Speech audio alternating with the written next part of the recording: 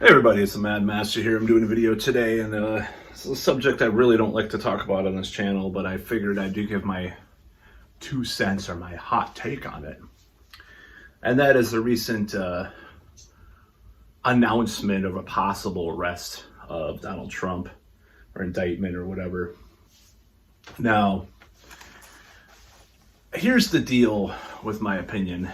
I'm not a fan of Donald Trump. I probably not vote for him. Now, under certain circumstances, if I felt like he comes out as the only candidate to be against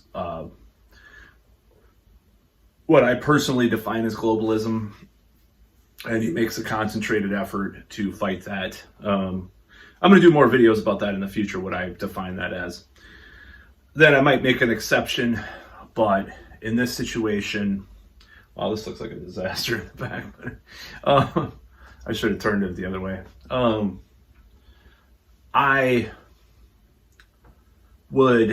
just going to leave this in the video. I don't care what I just said. I don't give a shit.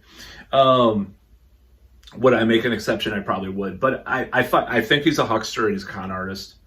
Part businessman, con artist. A lot of businessmen, quote unquote, cross that line some of the time, Even Steve Wozniak, years ago, he had kind of a little bit of a scandal with this this sort of fake university kind of thing he was involved in. Now, Trump University was pretty beyond the pale and stuff like that, Now, my problem with this is that nobody's asking the right questions about this. Now, why him? This is just the general thing that I believe. Why the undue focus, whatever you want to call it, on him when, the client list of Epstein is, going to be unharmed and and just kind of ignored. And why, when George W. Bush led us into a war that killed probably over 1 million Iraqis, war criminals are left off the hook. And it's not a whataboutism. It's the question isn't like, what about Bush? What about him?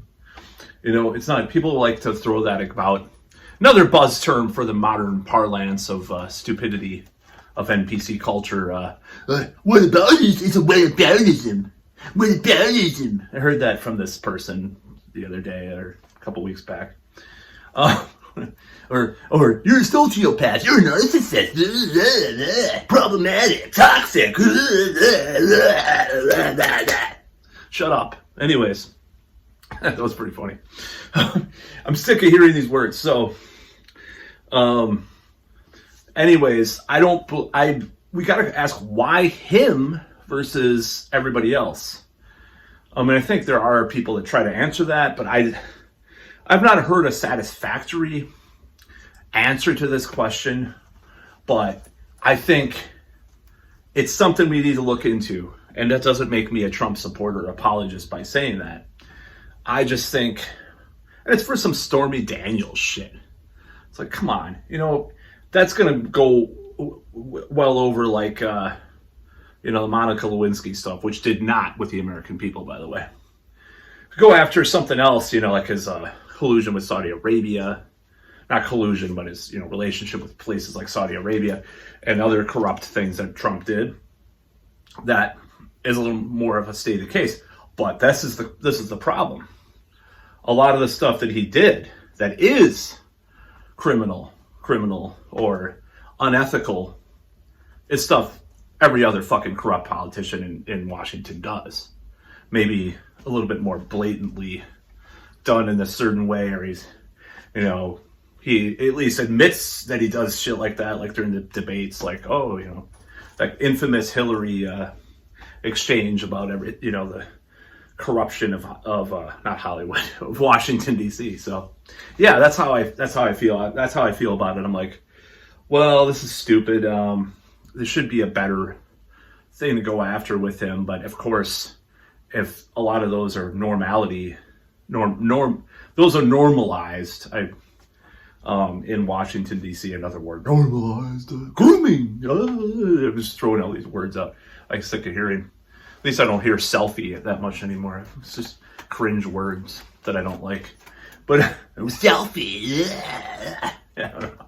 But yeah, I think it's like something we have to look at is why is he being targeted and other people aren't? You know, why this laser focus on Trump when other people do a lot of the same stuff, you know?